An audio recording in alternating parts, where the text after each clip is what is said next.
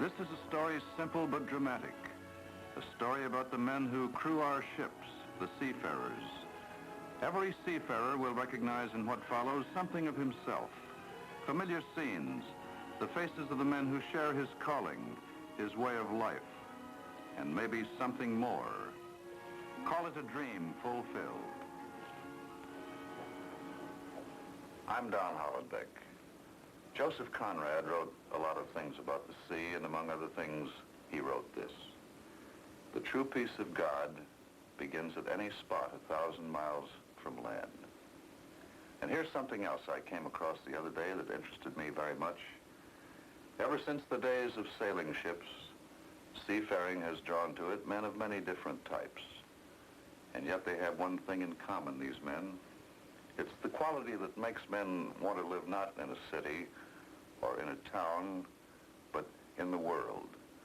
It's a true spirit of independence, and it's always been deeply rooted in the seafaring tradition. And now to go on with this little essay, nobody knows better than a seafaring man that any man, however independent he is, isn't entirely independent. He's a member of something larger, of a family, of a community, of a nation. Or bring it back to seafaring. He's a member of a crew of men like himself, banded together for one essential common purpose. Now, the picture you're going to see now is the story of men who are banded together for one essential common purpose. This is a vital story in their daily lives and their achievements. It's a proud story, made possible by the deeds of seafaring men. It's the story of the SIU.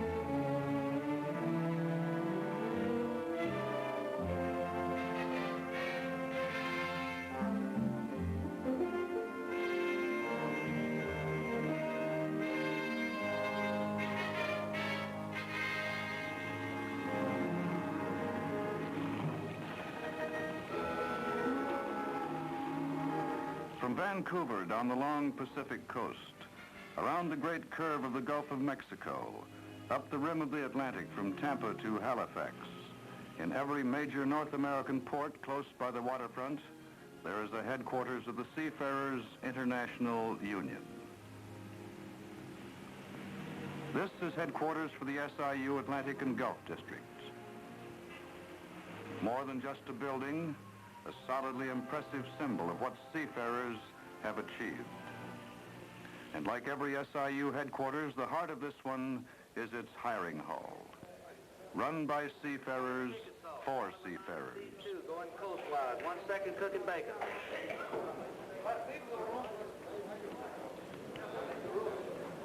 Is there any more? Have a book, Group 1, April the 16th. Book Group 1, April the 16th. In this SIU hall, as in others, seafarers can pick berths on ships of many types, going almost anywhere in the world. Antwerp, Cape Town, London, Marseille, Singapore. 2 methods. You name it. Picking his destination is the right of every seafarer. And sometimes more than a right, a duty. In the great seafaring tradition, a duty voluntarily assumed.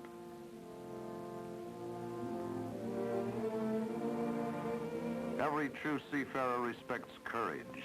The courage of men of all national origins and religions that has created seafaring tradition and built the SIU.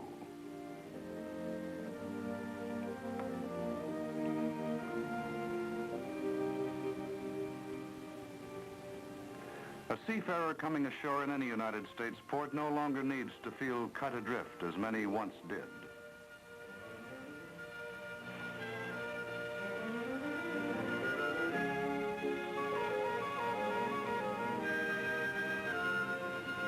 has a place to go. A union hall built by seafarers to meet the needs and suit the tastes of seafarers. Big, modern, efficient, and safeguarding the rights and interests of those who go to sea, but never forgetting that the machines and the files and the figures are there to serve the seafarers and not the other way around. Staffed by experts, but under the supervision of men who know what it is to top a boom, to batten down a hatch, to weigh an anchor.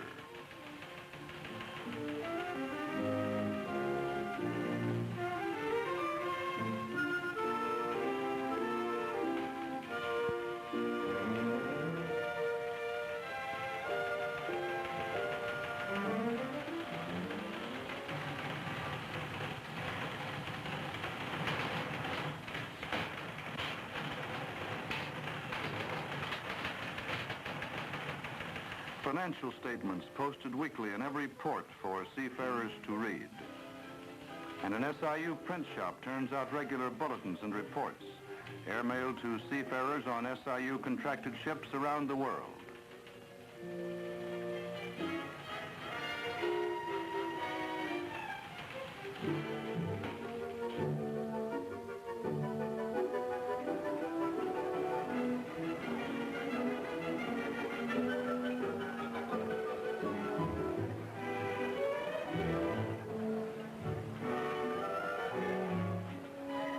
A good seafarers' headquarters has to begin where others leave off. For seafarers coming ashore in the port away from home, it ought to be and is a second home, where no man off a ship is a stranger to the rest, and where the things he needs are close at hand. Like this SIU cafeteria, open to the public but mainly for the convenience of seafarers.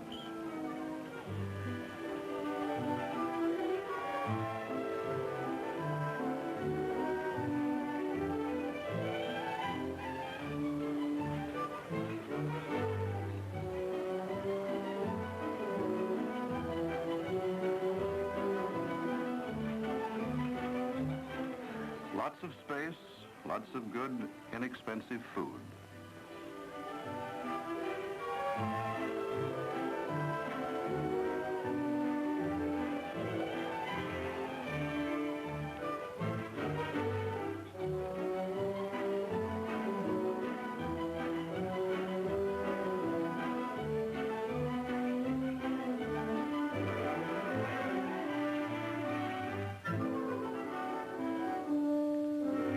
The galley well stocked and well scrubbed. A pleasant sight after any voyage is the SIU barber shop, another of the many conveniences at SIU headquarters.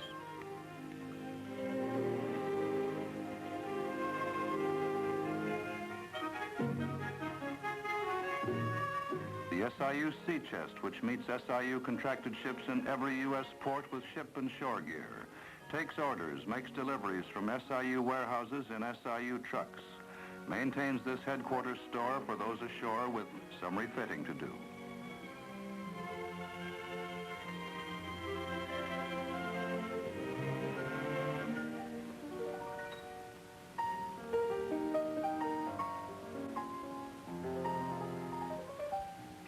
The SIU's port of call, from the figurehead on the ship-shaped bar to the faces of men you have shipped with, a friendly spot for seafarers ashore to spend some time, to relax, to meet shipmates, or to bring some friends.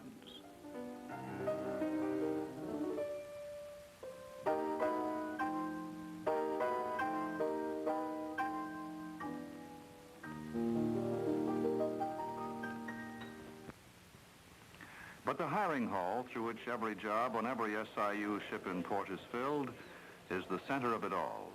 Here, seafarers get their jobs not as a favor, but as a right, in the order in which they apply for them.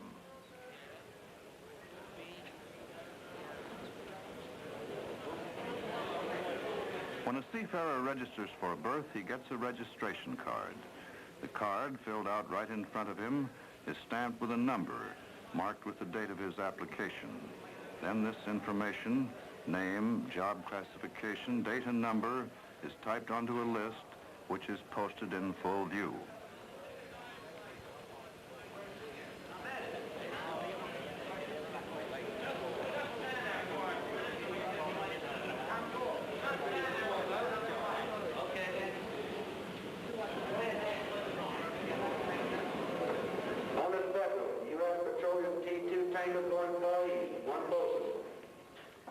when two or more seafarers throw in for the same job, the one with the registration card showing the earlier date and lower number gets it, and any seafarer in the hall can check these for himself.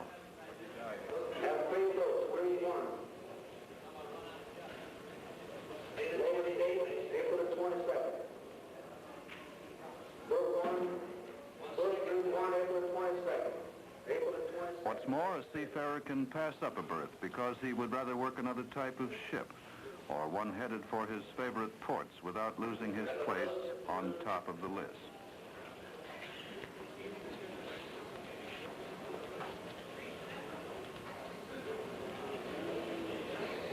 Two deck men.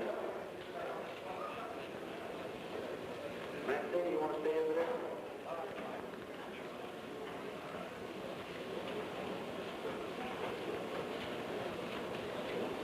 Have 3 votes, 3-1. April the 24th and April the 23rd.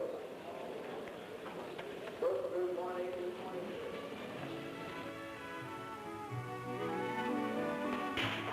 Shipping call is every hour on the hour, but there's no standing in line or idling on a sidewalk in between. A seafarer waiting for a ship doesn't have to kill time in SIU headquarters. He can enjoy it.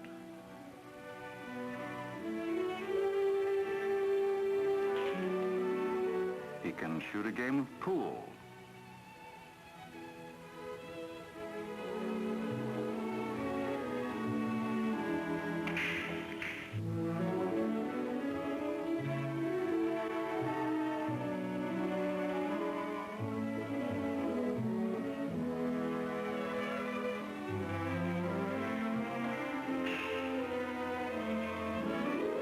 He can shoot the breeze, write a letter, read a book.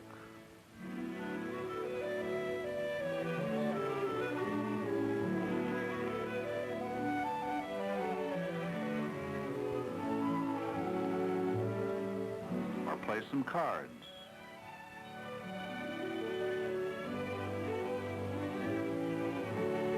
He can try his hand at one of these games.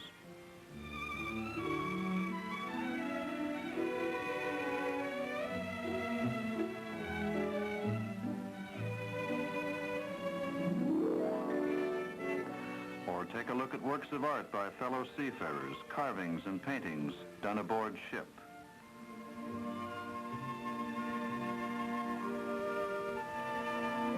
Some good enough for any gallery.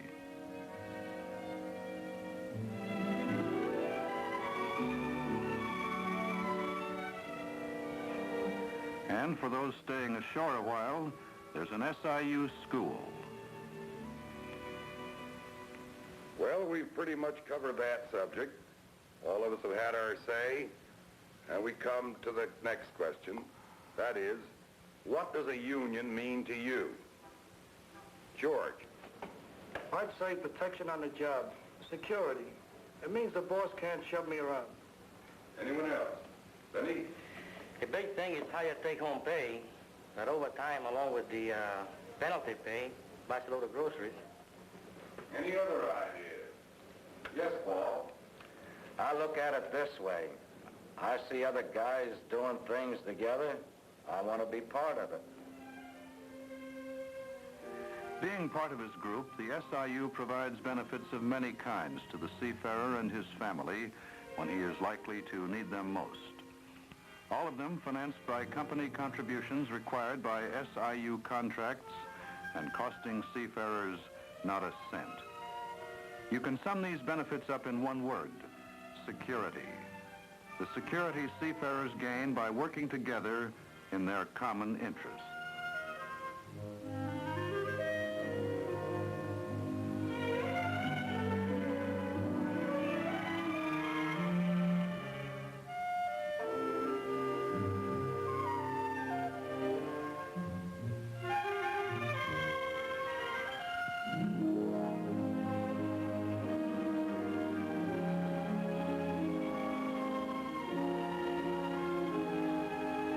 For example, there's a maternity benefit of $200 to help a seafarer and his family.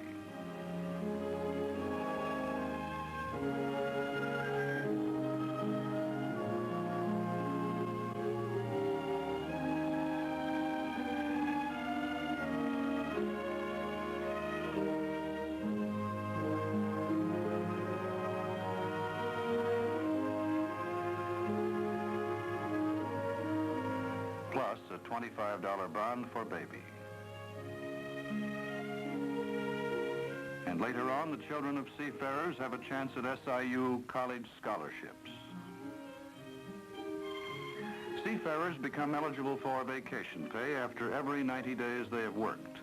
And in the SIU, as every seafarer knows, there is no red tape. This whole operation takes 5 minutes or a little more.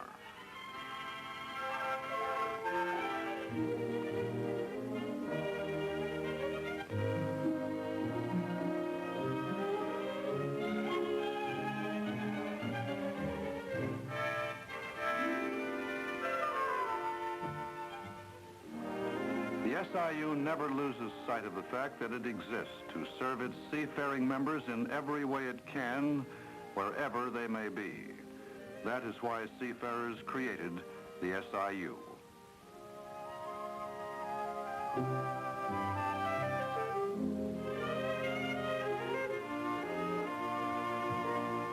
Every hospitalized seafarer knows at least once a week an SIU representative will come by to say hello, to fill personal requests.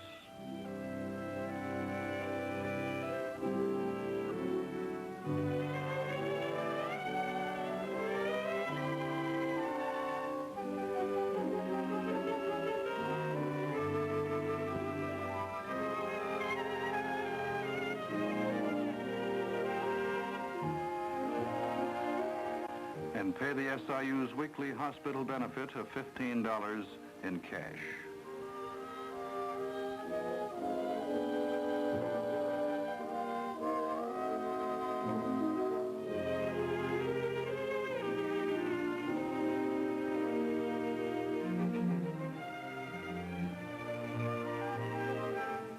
And this goes on for as long as the seafarer is hospitalized, weeks, months, or years.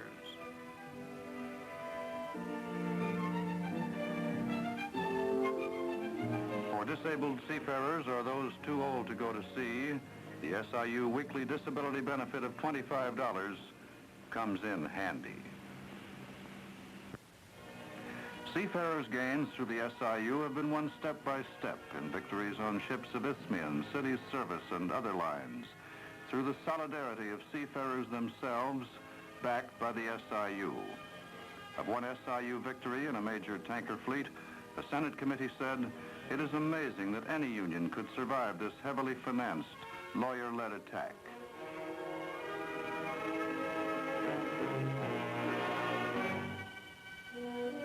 But winning through the democratic process of collective bargaining is an SIU habit, as these headlines from its newspaper, The Seafarers' Log, show.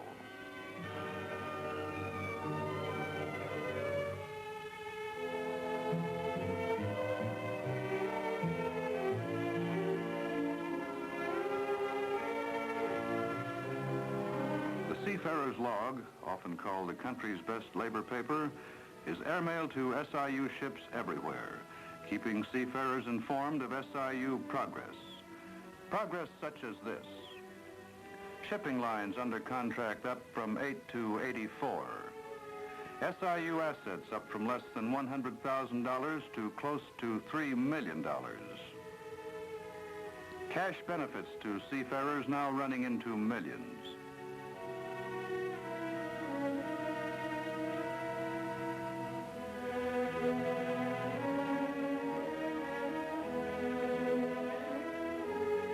Seafarers' earnings tripled through SIU contracts.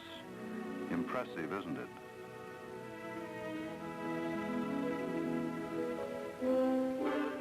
With the best contracts in the maritime industry, the SIU makes sure that seafarers get the full benefit of those contracts.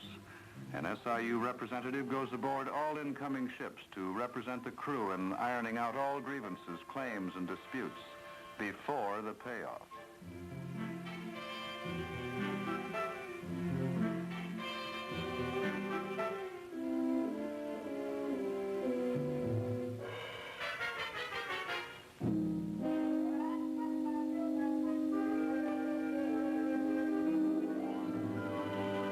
This SIU representation assures every seafarer that he will be paid off in full.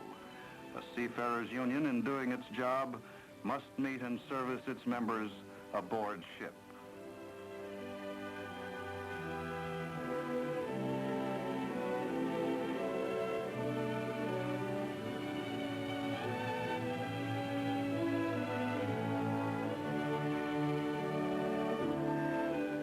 The SIU brings its services to its members, not waiting for the members to come to it.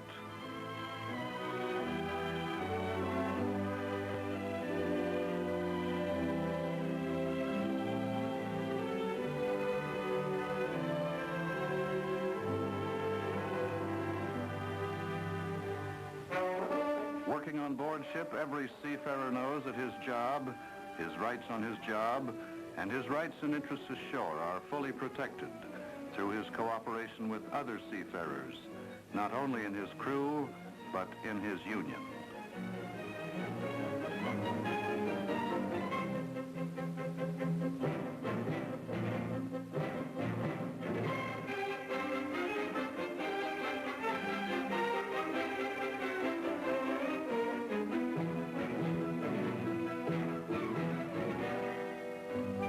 This explains why SIU organizers, when they approach members of unorganized crews, get a friendly welcome.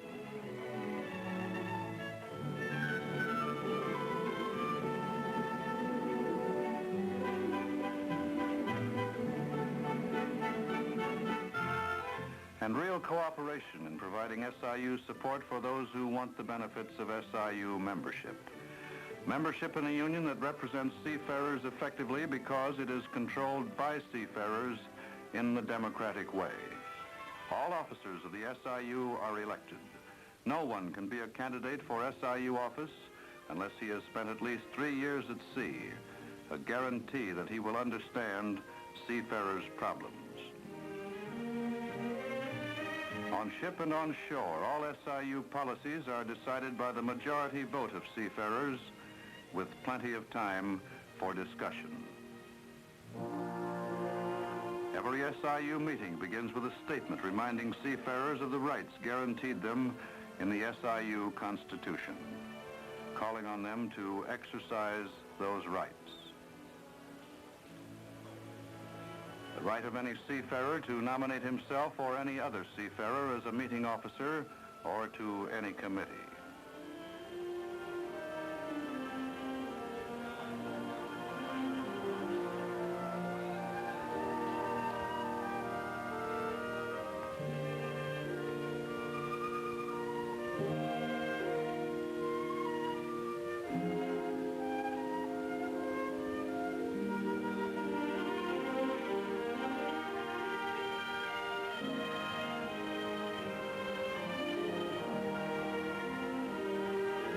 The right of any seafarer to speak his mind on any issue.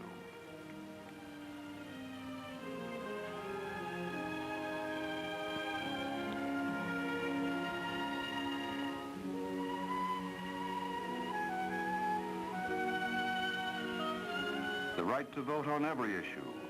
The right to straight talk from SIU officers. Listen to Paul Hall, Secretary-Treasurer of the SIU Atlantic and Gulf District.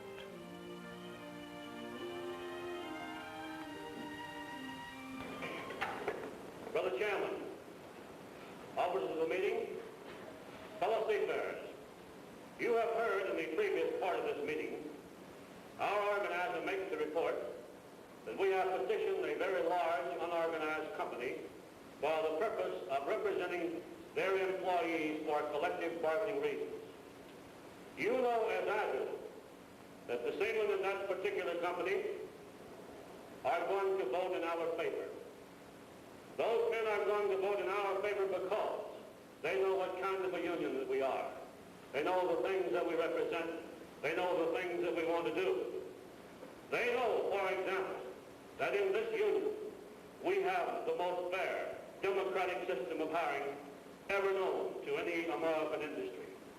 They know, too, that we have in this organization the most democratic constitution in the trade union movement, whereby no decision can be made to affect our people unless that decision is made on the floor of meetings just such as these. They know, too, that this organization has the finest agreements ever negotiated in the entire maritime history. They know that the seamen under those agreements are the highest paid seamen in the world. They know, too, of our many broad benefits that we have for our people. They know of the payments we make for hospital benefits, vacation benefits.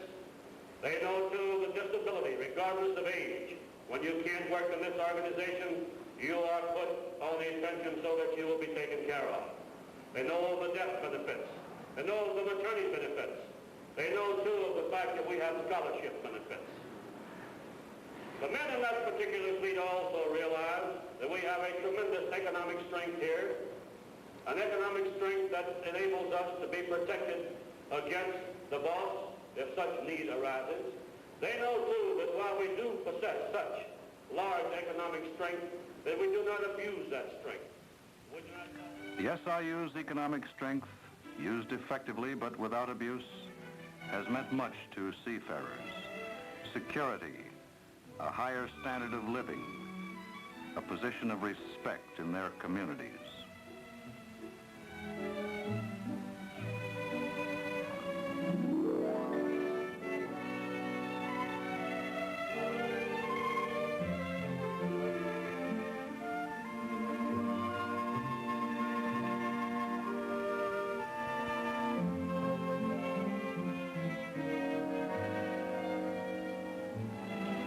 Today, every seafarer beginning a voyage goes up the gangplank secure in the knowledge that he and his family can depend on the protection of a great organization.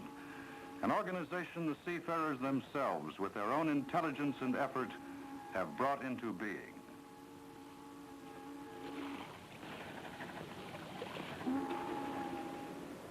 You've seen the story of how the seafarers, conscious of their rights and their responsibilities, are working together for their common objectives: dignity, security, a better way of life for themselves and for their families. This is the story of the SIU.